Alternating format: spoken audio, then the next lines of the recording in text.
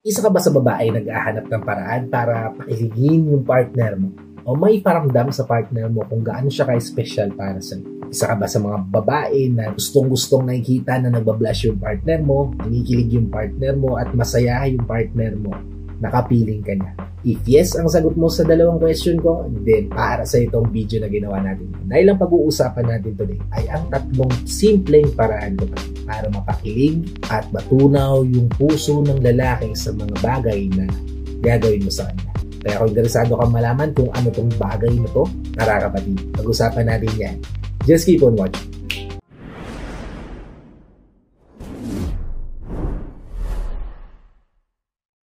Hi, I'm Gary Opimo at gumagawa ko ng mga videos na katulad nito para matulungan ka na maging best version ng sarili mo at may bigay natin yung best self natin syempre sa taong mahal mo. Kaya kung bago ka pa lang dito sa channel ko, please consider liking this video. Hit the subscribe button and the notification bell para lagi kang updated sa mga videos na katulad nito na i-upload pa natin sa inaharap. At ang unang-unang bagay kapatid, napakasimple lang nito para mapakilig yung taong pinili mo. At maramdaman niya kapatid na well complemented siya sa relasyon niyo. Ay sa pamamagitan ng pagpaparamdam sa kanya na special siya para sa iyo. Paano nga ba gagawin ito kapatid? Simple lang, sa pamamagitan ng pagluluto sa kanya ng paborito niyang pagkain.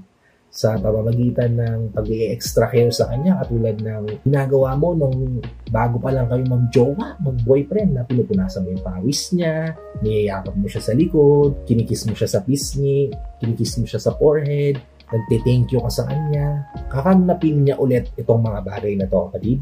Talagang nagme-melt ang puso ng bawat lalaking makakaramdam nito. Dahil ito yung mga bagay na kahinaan ng bawat lalaki, yung kryptonite ni Superman kapatid.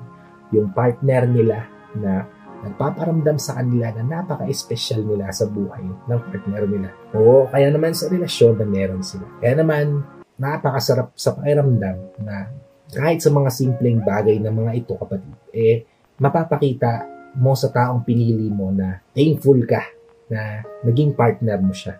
Thankful ka na dumating siya sa buhay mo. Dahil yung mga simpleng bagay na ito ay talagang tumatama at bumabaon ng husto sa puso ng bawat lalaki sa pamamagitan ng pagpaparamdam sa kanila na espesyal sila para sa iyo. Okay, proceed tayo sa ikalawa, which is puriin mo o pansinin mo yung bawat ginagawa niya sa relasyon o sa buhay nyo bilang magpartner. Yung mga gesture nga, katulad ng sinabi ko kanina na pagkikis sa pisngi, pag-ahag, pagsasay ng thank you, pagsasay ng well done, pagsasay ng salamat at na-appreciate ko yung bagay na ginawa mo, malaking bagay na yan para sa moral ng bawat lalaki at sa puso ng bawat lalaki. Dahil once na lumabas to sa bibig ng taong espesyal para sa kanila, which is ikaw yon, ay talaga namang matutunaw yung puso namin sa sobrang saya at galak na kinokomplement mo yung sakripisyo, yung pagod, yung effort, yung pinuhunan naming salita o kilos o gawa para sa relasyon na iniingatan nyo at patuloy nyong binubuo. Diba? Sa mga simpleng paraan lang ay talaga namang napakalaki na ng impact niyan sa pagsasama nyong dalawa. Malaki na ang maibabago niyan sa pagtitinginan yung dalawa sa isa't isa. Simpleng compliment lang, simpleng pagiging thankful lang na nandyan siya sa buhay mo, pagiging thankful lang na binigay siya ni God sa'yo, malaking tulong na yon para maramdaman ng lalaki na sobrang worthy yung sakripisyo na ginagawa namin para sa babaeng mahal namin o kaya naman sa pamilya binubuo na. At yon yung ikalawang paraan kapatid. At proceed na tayo sa ikatlo, which is kapatid, make him feel admired. Yes, tama po yung narinig nyo. Deserve ng bawat lalaki na ma-feel nila na na-admire sila ng taong pinili nila. Hindi lang sa physical na appearance, di ba?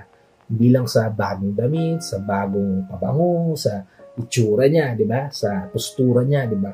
Hindi lang doon, di ba? Kundi more than that, which is also yung character niya, yung attitude niya towards you, yung pinapakita niyang kilos at naparamdam niyang pagmamahal sa'yo, yung kabuuan siya. Hindi lang yung panglabas niya, kundi pati yung sa loobin niya. Once na mapansin mo to at ma-feel niya na sobrang thankful ka dahil ganito siyang uri ng lalaki sa buhay mo, isa yun sa mga bagay na nakakapagpatunaw sa puso ng bawat lalaki. Isa sa mga praise na hindi ko makakalimutan na sinabi sa akin ng misis ko ay yung salita na sa lahat ng lalaking na dumating sa buhay ko, ako yung pinaka nagparamdam sa kanya na buo siya. Talaga namang tatatak sa puso namin, tatatak sa isipan namin at paparamdam sa amin na napaka-special namin sa taong pinili namin. Dahilan para mag-strive further ako bilang partner niya na hindi mawala o hindi mabago yung pagtingin niya na yun sa akin. Na nakikita ko na sobrang thankful siya na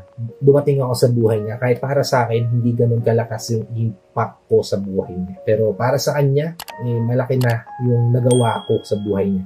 Yung palang kapatid, talagang ipapursue mo tong babae na to kapag ganito yung pinaparamdam niya sa'yo.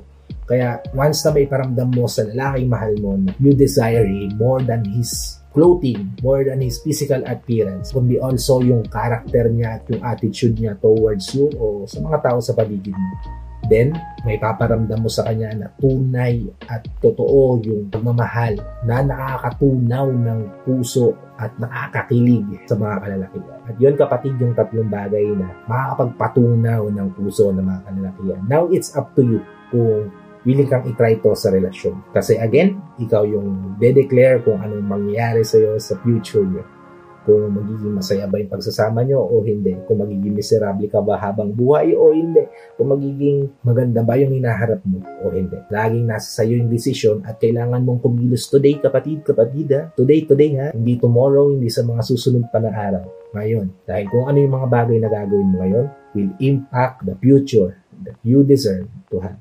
So, I hope nakatulong tong video na to sa inyo. And if nakatulong nga naman, please help me share this to your loved ones na posible nating matulungan ng video na to.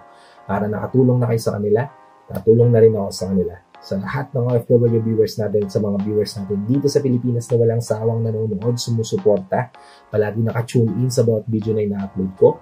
Maraming salamat po sa palagyan niyo panonood at pag-support. At yes, ikaw kapatid, kung bago ka pa lang dito sa channel ko, please consider liking this video. Hit the subscribe button and the notification bell para lagi kang updated sa mga videos na tulad nito na i-upload pa natin sa inaharap. Again, mag-iingat po kayong lahat kung nasa mang lugar kayo naroon, and I hope to see you all on my next vlog. May God bless you all. Peace.